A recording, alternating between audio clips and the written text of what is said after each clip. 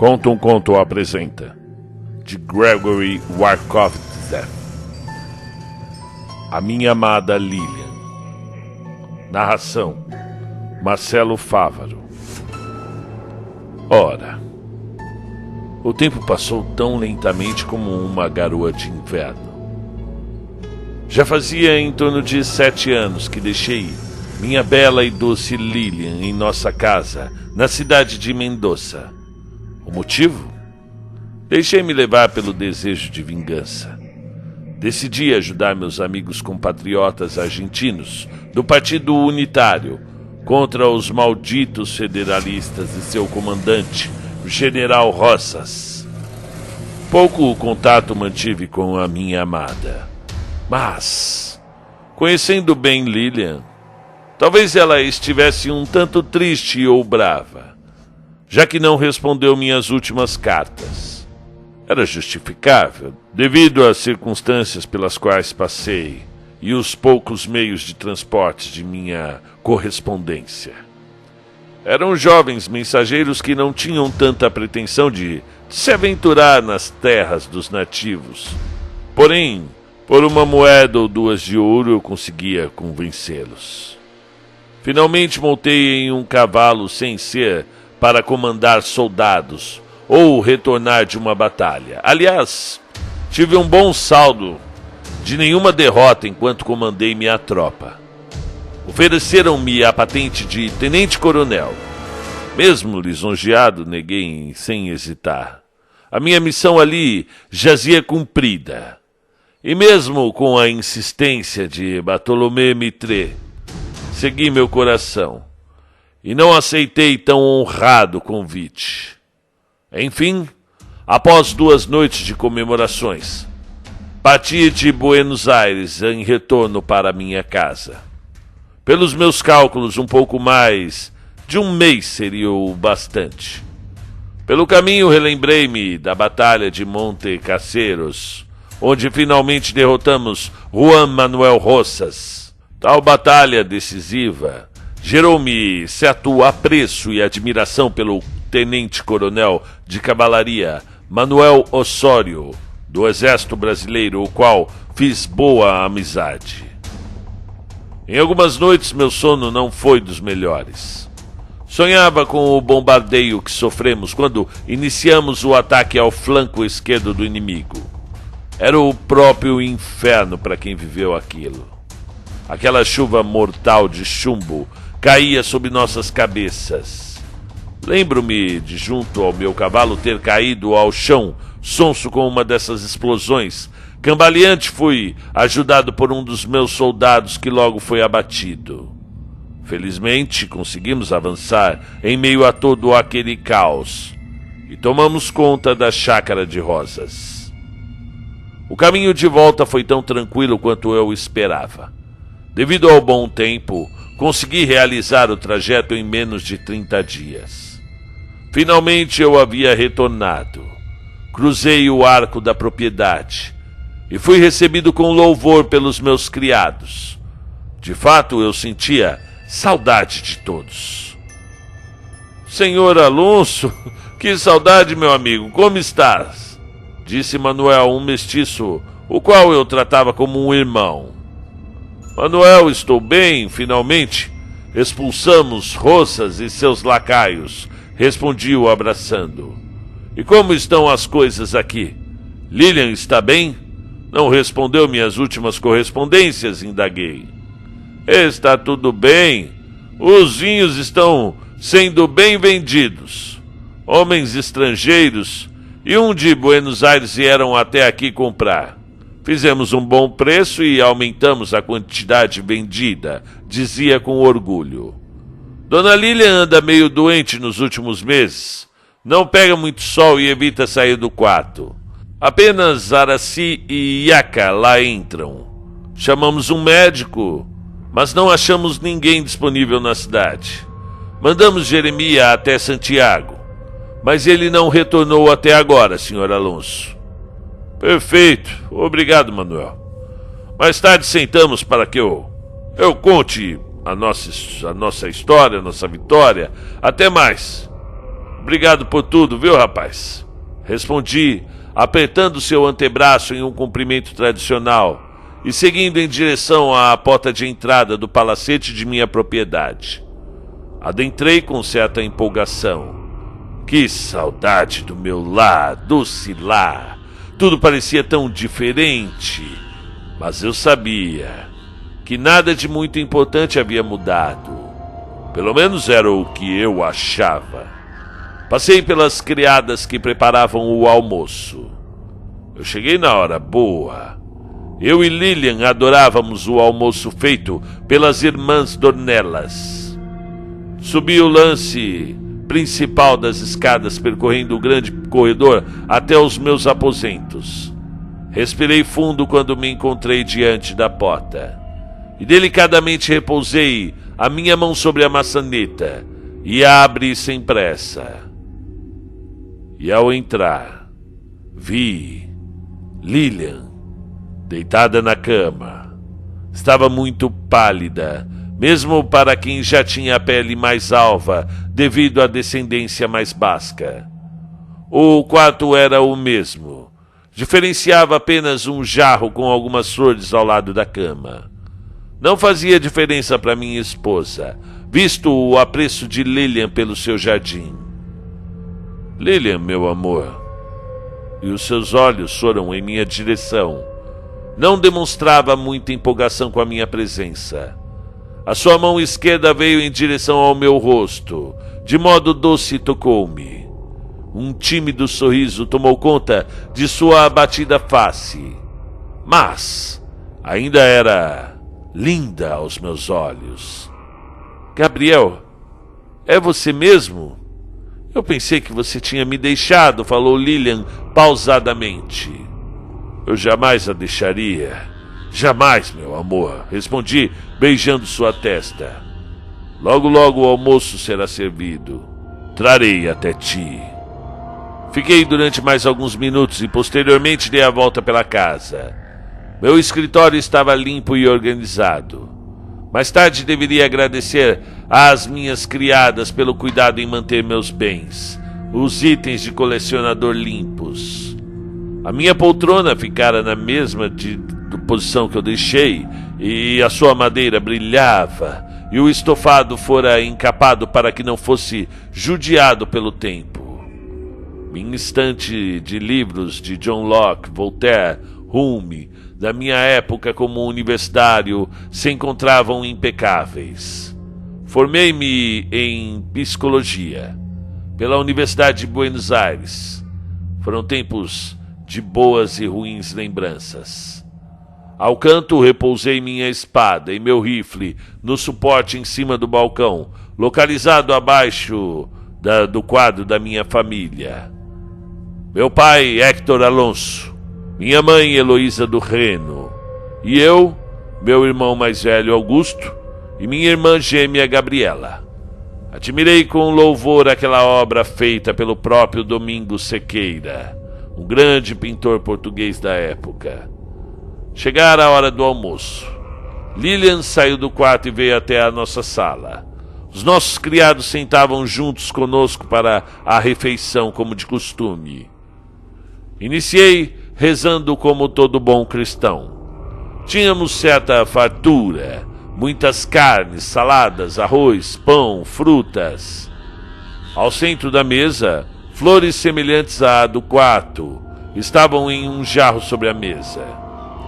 Comemos bem e, em comemoração, notei que Lilian comia muito mais carne do que o normal, deixando de lado todo o restante do banquete. Não comentei nada naquele momento, mas, após Lilian subir para o quarto, fui até a cozinha e perguntei a uma das criadas se existia algum motivo específico para que minha esposa passasse a comer muito mais carne do que antes, visto que a sua preferência por frutas frescas e verduras de nossa extensa da nossa extensa horta sempre foi muito vigorante. Bom, senhor Alonso, faz uns 2 meses que Dona Lilian só come carne. Nós estranhamos, mas depois que ela voltou, ficou assim. Voltou? Como assim, Maria? Voltou? Ela saiu para Santiago a convite de... Senhor, a convite de um circo. Um argentino fez uma grande compra de vinhos antes de terminar, Maria foi interrompida por Araci, uma das criadas mais velhas, tendo por volta dos seus 40 anos. Senhor Alonso, temos que conversar a sós. Venha, disse Araci. Eu a segui em silêncio. De imediato preocupei-me com tal apreensão. Fomos para o lado da propriedade, onde as janelas dos meus aposentos não davam visão. Senhor Alonso, temo que haja algo de muito grave com a dona Lilian. E eu peço que o senhor me escute com muita atenção. Sou todo ouvidos, respondi de prontidão.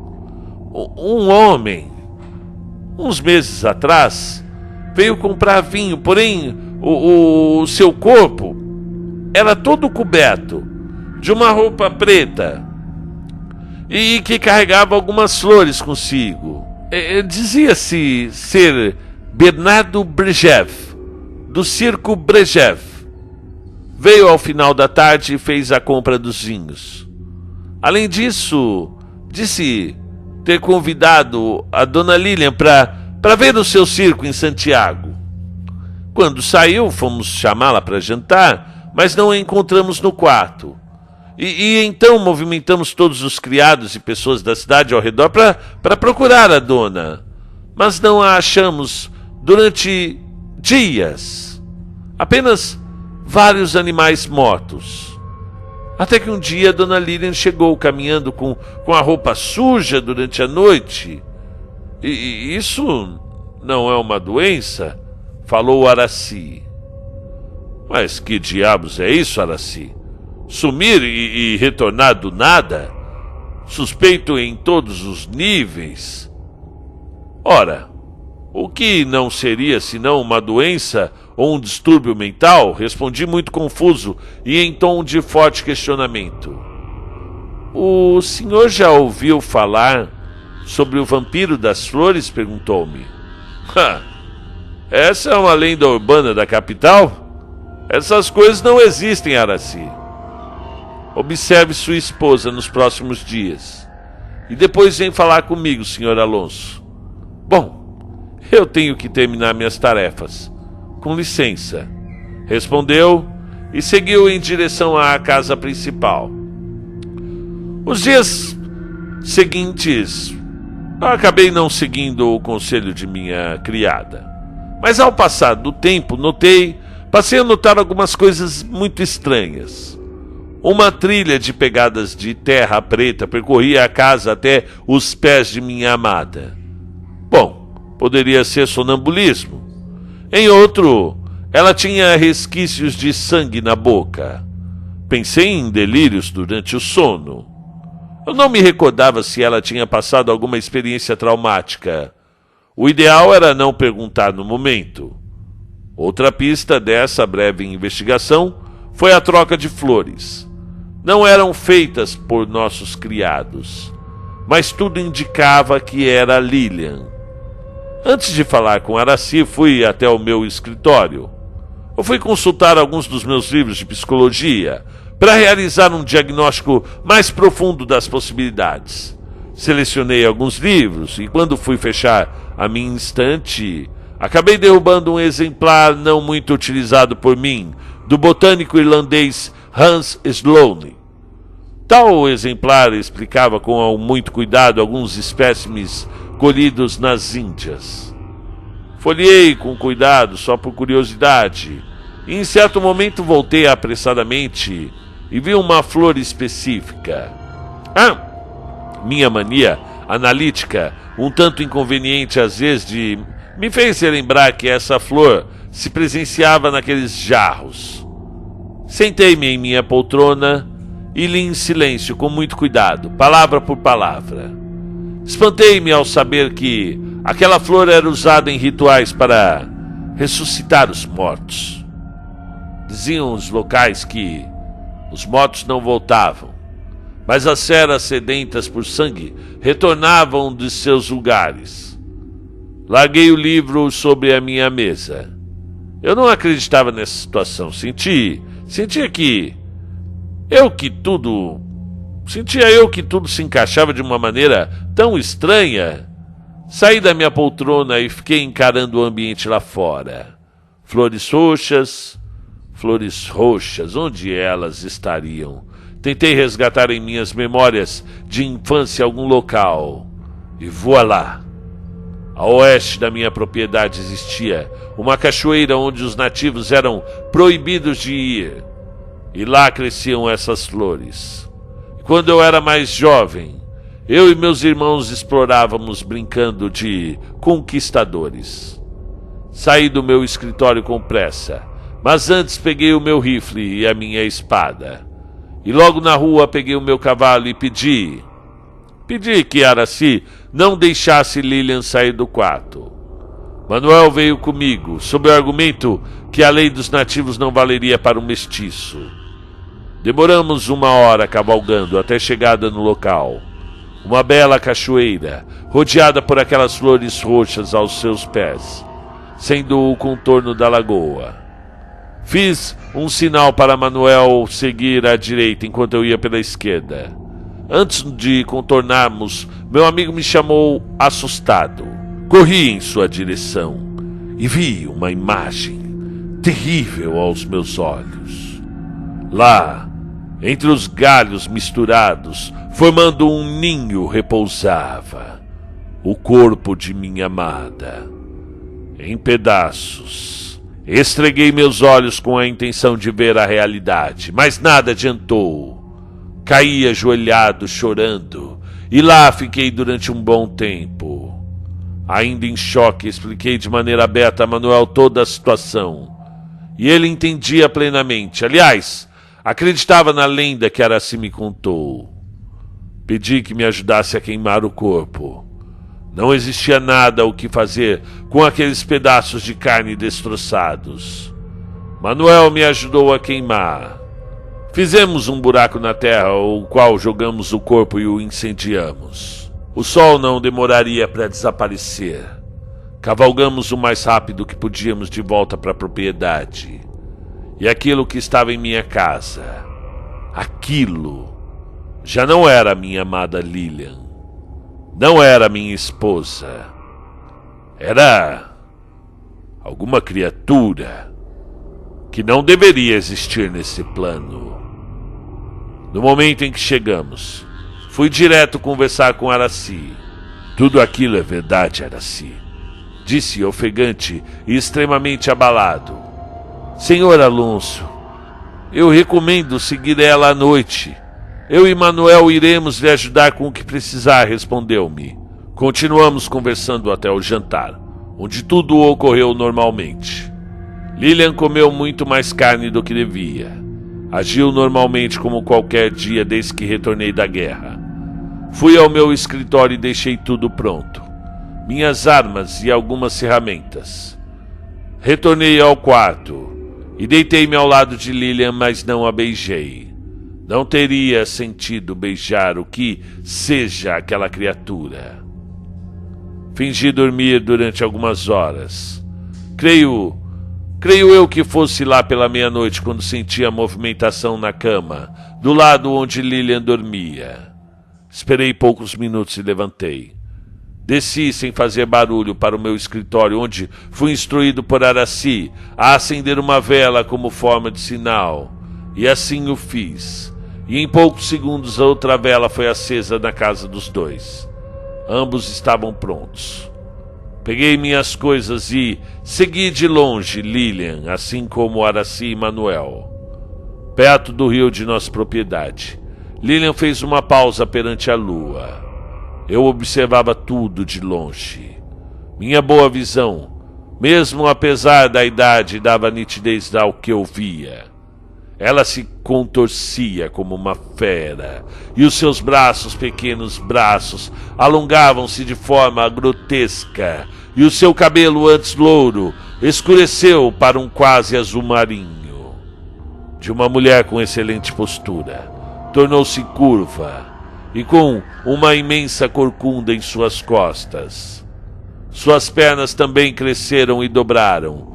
A minha amada Lilian virou um verdadeiro monstro. E eu não poderia deixar de vingá-la. Assim como fiz pelos meus companheiros e por meu pai e pelo meu irmão indo para a guerra. Apareci por trás de uma das árvores e soltei um forte assovio. Não era o planejado, mas eu decidi fazer isso com minhas próprias mãos. A fera virou-se e ao me notar disparou freneticamente em minha direção. E eu não podia hesitar. Disparei meu rifle e eu acertei a cabeça da criatura. Porém não atrasou a criatura. Saquei minha pistola quase em cima e acertei novamente, dessa vez fazendo-a cambalear. Desembainhei a minha espada para dar o golpe final, mas fui golpeado e acabei sendo jogado alguns metros na direção de onde o monstro veio. Acabei me ferindo com a queda e senti que um dos meus ombros saiu do lugar com o impacto. Um dos olhos da criatura sangravam e o sangue atrapalhava sua visão, o que me deu boa vantagem em sua segunda investida contra minha pessoa. Golpeei em uma sequência de vezes, e quando vi a oportunidade, passei uma corda em seu pescoço e a arrastei em direção ao rio. Lembrei das palavras de Araci: a água os purifica e liberta a alma. Poucos segundos pareciam uma eternidade, e lágrimas percorriam o meu rosto por tristeza. As memórias com Lily acalentavam o meu coração. As suas risadas, o seu sorriso, a sua voz, o calor do seu corpo e o seu amor por mim, eu jamais esquecerei. Fazendo um giro, joguei com uma força inexistente, o corpo daquilo no rio. Acabei caindo de costas no chão, enquanto segurava a corda. A criatura se debateu violentamente por alguns segundos. E após isso tudo se acalmou. Araci, Manuel e os outros criados chegaram. Quando puxamos a corda, só havia um esqueleto. Tinha dado certo. Finalmente a minha bela e doce Lilian poderia descansar em paz, em um belo jardim dos céus. E eu, bem, eu fui até Santiago e matei o monstro que assassinou a mulher que eu amei por toda a minha vida. Fim do conto. Muito bem, este conto é do Gregory. Ele colocou um nome aqui, o Harkovitzev. Mas está aqui: boa noite, grande mestre Fávaro, admiro seu trabalho. Eu consumo diariamente minhas noites em claro e venho através desse meio enviar um dos meus breves contos de suspense e terror que se passa na Argentina após o governo de Rosas. Espero que goste, se quiser usá-lo em seu canal, e está aqui no canal. É isso aí, mais um conto pra gente aí. Obrigado, Gregory, por mandar. E fiquem aí até a próxima. Muito bem.